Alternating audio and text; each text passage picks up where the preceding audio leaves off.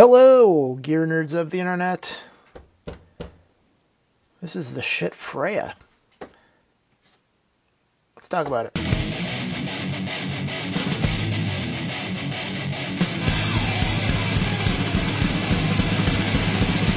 Six in the morning. So, this is the Freya.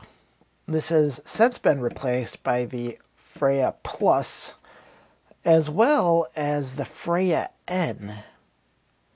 And then there's also a Freya S that is just solid state. So this has three different functions. When all of these lights are off, that is in the solid state mode, which you don't have to have any tubes in here, and it'll work in solid state mode.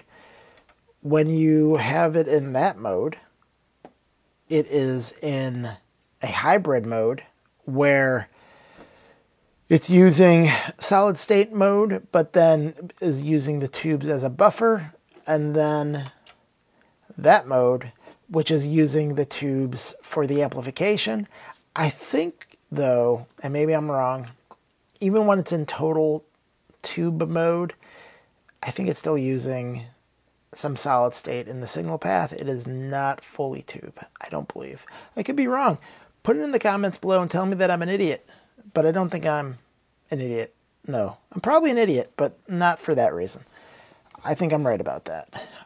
So, as you can see, there are three buttons, and you hear that? Yeah, we'll talk about that. Three buttons and a knob. This is the volume knob.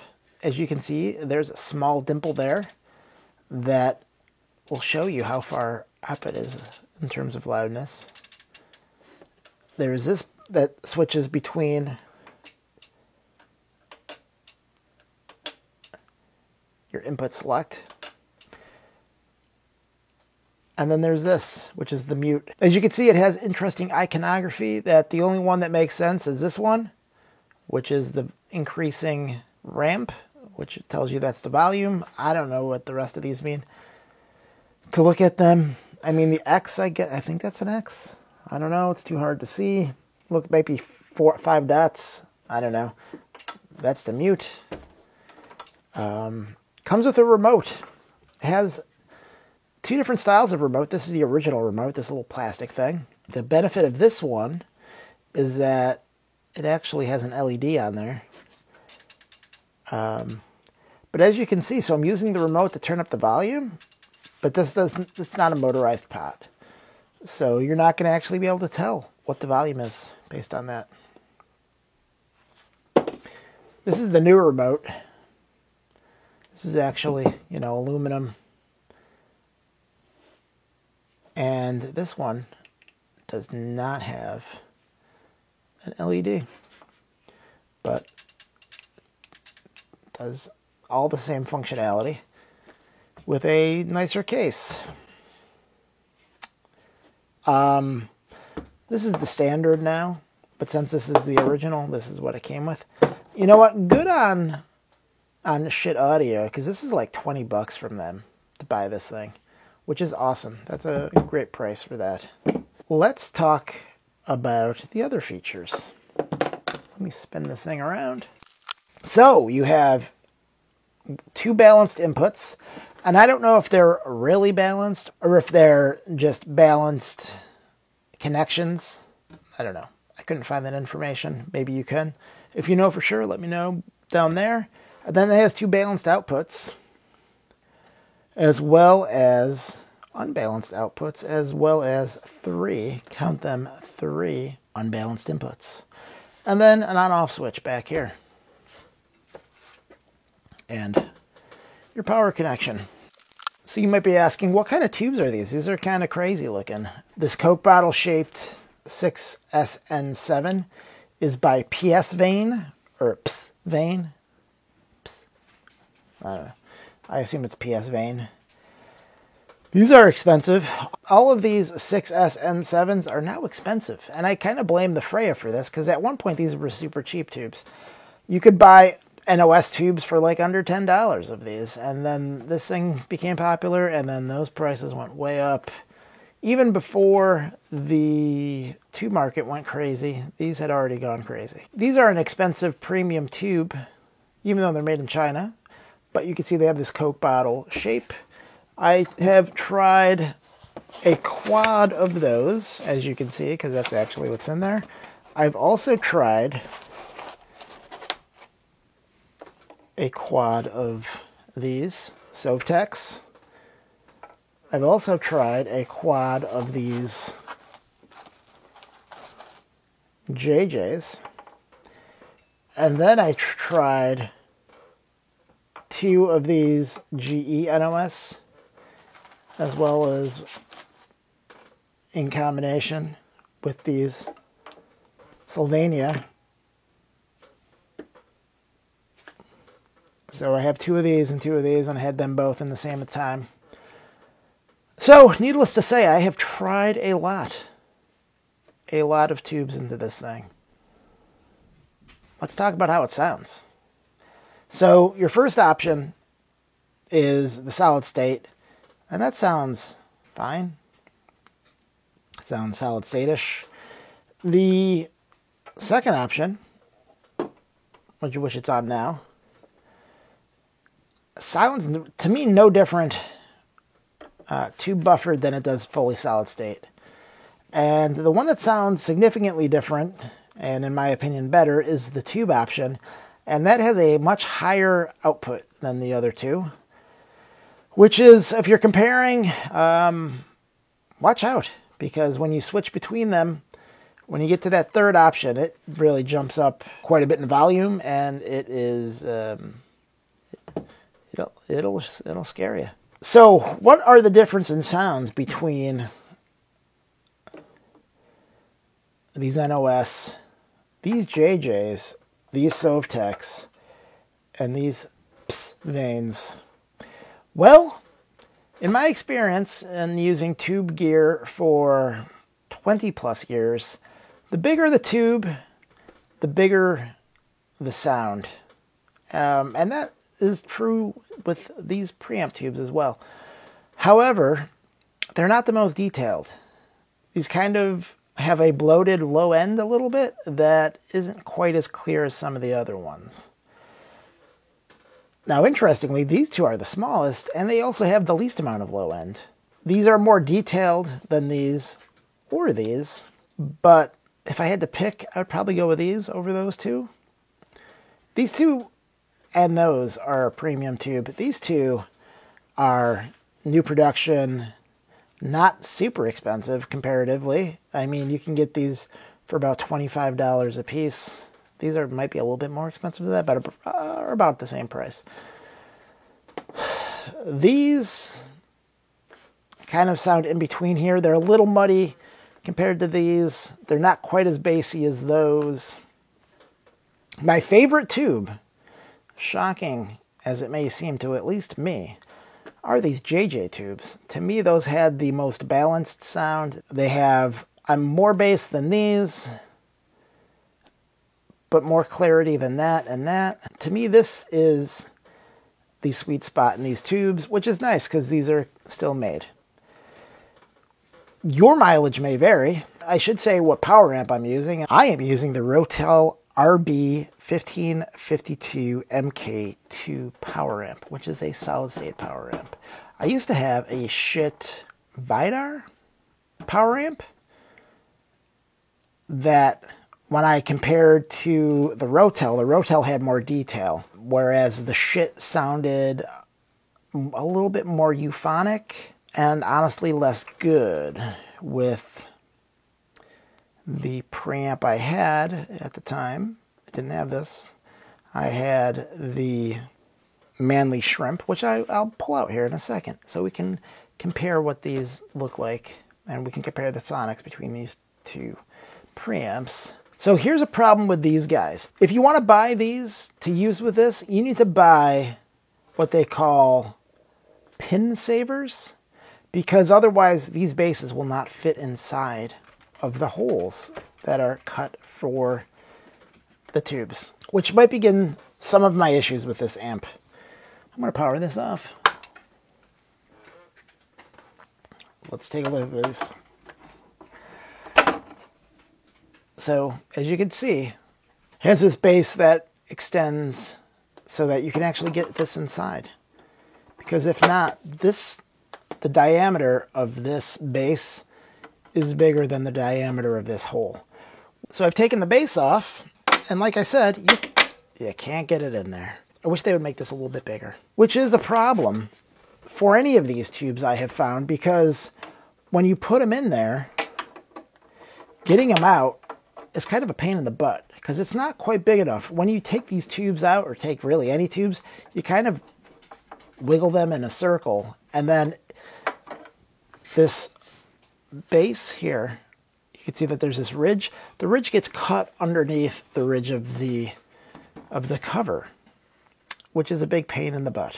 So that's one of my complaints. My other complaints is that if you look at this tube, you can see that the key has been broken off, as well as the key on this one.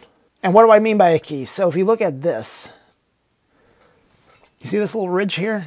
This little notch? That fits inside of a tube socket. So that way it aligns the pins. However, the sockets in here will let you put this in a little bit cockeyed. And before you know it, you have this tube in there incorrectly, and then you're trying to pull it out, and then crack. You break off that key that guides the pins in. Which isn't the end of the world, but it is annoying. You can find key base replacements. Another thing you can do is you can just make a little notch on the thing so you can line it up manually by sight. Another thing you can do is line it up manually by sight when you're putting it in. But normally what you can do is just kind of spin it around until you find it, because then it'll fall in. But like I said, the tube sockets are such that it'll fall in before you quite have it in the notch, which sucks. And anytime I'm putting a tube in, I'm like, okay, it's it. That's it. And then I'm like, oh, is it it? I don't know. I better double check before I really push it in, because I have gotten tubes stuck in here twice. And that is not a great thing. Now, as you can see, these tubes sit way lower than this because it doesn't have these stupid bases. Even if these didn't require the base, they would still sit up a bit more. I don't love the aesthetic look of this. I don't know about you, but I mean, it has the shit look, and then you have these octal tubes sticking out from on top of it. I don't love that. But it is what it is. Either you're going to like it or you're not going to like it. I think it looks better without these big tubes, even though, you know, these tubes are kind of pretty to look at. Whereas aesthetically, you know, if you got 4 of these in here, it's a much less ugly looking affair. So let's talk about some of the other bad things about it. Well, as you heard, this thing makes a lot of clacking. Those relays really make a lot of noise, which,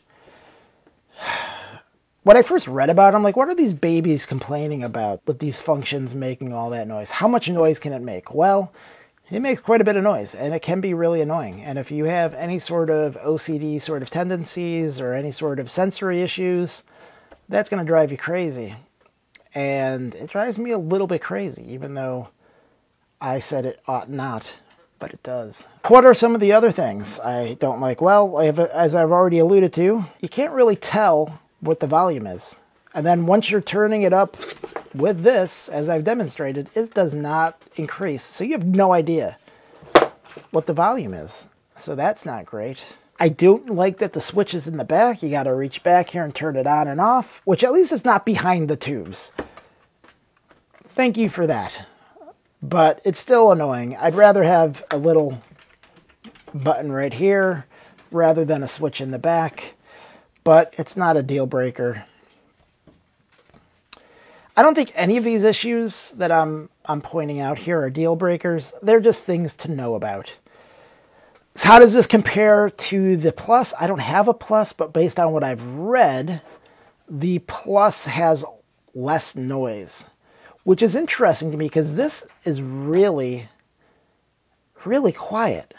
Even in the full tube mode, This is extremely quiet compared to my other preamp, which I'll pull out in here in a second. The only one it's not quiet with is this, because these set of tubes are noisy and microphonic. But all the rest of these tubes, it is dead quiet. It is like you don't hear any sort of tube rush. There's no hum. It is a really, really quiet preamp. And if you use the XLR balanced outputs into your power amp, it's even quieter, which is quite incredible. So the new one gets quieter. To me, considering the price difference between this one and the new one, if that's the major difference, not worth it, folks, because this one is plenty quiet as it is. I'm going to grab the Manley so we can compare. This is the Manley Shrimp. This has been replaced with the Manley Jumbo Shrimp. As you can see, it has a gigantic volume knob. You can see what the volume is set to from space, which is pretty nice, versus this, where if I'm standing 2 feet from it, I still can't see what it is. This has a balance knob. It's notched in the center, which is convenient, which seems like an obvious thing, but guess what? Not every balance pot is notched. This has no balance pot. This has a mute button. It's clearly labeled mute. That's the mute button. It's not so clearly labeled with a thing that kind of vaguely looks like an X. On off. You don't have to reach back here. It's right here. Super nice. You have your selectors. This is the most click you will hear out of this, is switching these or that. But this is a louder click. Unlike this, it goes clackety clack clack clack all day long. As you can see, this is your standard 19-inch rack mountable size, which tends to be the size of standard audio equipment. This is not. This isn't the standard of anything. This isn't the size of the Vidar, nor is it the size of whatever the other one is that I can't, the Azure, whatever the heck the other one is, the Class A-ish one. Aesthetically, to me, this one's more pleasing. For some reason, I just love this big, gigantic knob. But I love this. It looks more impressive. It feels more solid. The construction on this is significantly better than this. This is significantly more expensive than this. Used, this is about $1,500. Used, this is about $600, $700, depending. This is all tube. This is hybrid. This sounds like a tube amp. This one sounds a little bit more on the solid state side, which is interesting considering the power amp does not sound as solid state as this does. Let's get more into the comparison of the sonics of the Manley and the Freya. The Manley has a bigger soundstage. When you turn this thing on, it fills the room with sound. There's more low end. The mid-range is a little bit muddier compared to the Freya. The highs aren't quite as sparkly on the Shrimp, but it's sort of a more pleasing, laid-back sort of listening experience. The Freya, less low end, smaller soundstage, but more depth. You hear instrument separation better in the Freya. The Freya has a cleaner mid-range, and the highs are more sparkly. The Freya might get a little fatiguing depending on your power amp. I would guess that if you're plugging this into the Vidar or the Azure, whatever it's called, I still don't remember what it's called. This would probably sound really good because those amps are a little bit softer than the Rotel.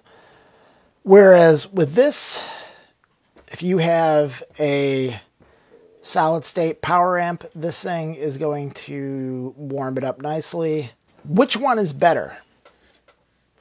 That's going to be up to you.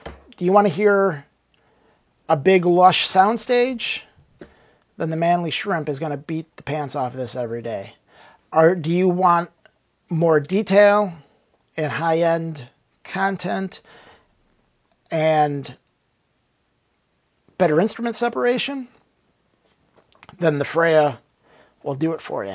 Again, the Freya does not sound necessarily tube-like compared to this, but it sounds damn good.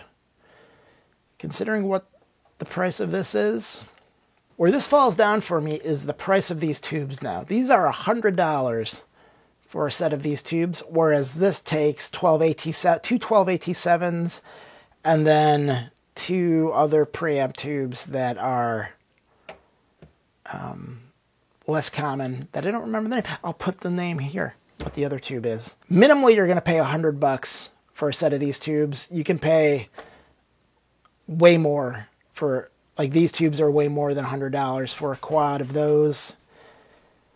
So price of ownership, this is actually going to be, in the long run, cheaper to own and maintain than this. This is better constructed than this. If you have to get this repaired, it's going to cost less, both in cost and headache for whomever is doing the work, than this. Because this, I believe, is mostly surface mount components, whereas this is not. They're both made in America. This one doesn't have a remote. The Jumbo Shrimp does have a remote. This does have a remote, but like I said, it does not actually move the volume pot, so you don't know where the volume is other than by your ear. There you go. The Freya, the original Freya, versus the Manley Shrimp. Which one sounds more enticing to you? Let me know. Have you tried both? Have you tried either? Have a good day.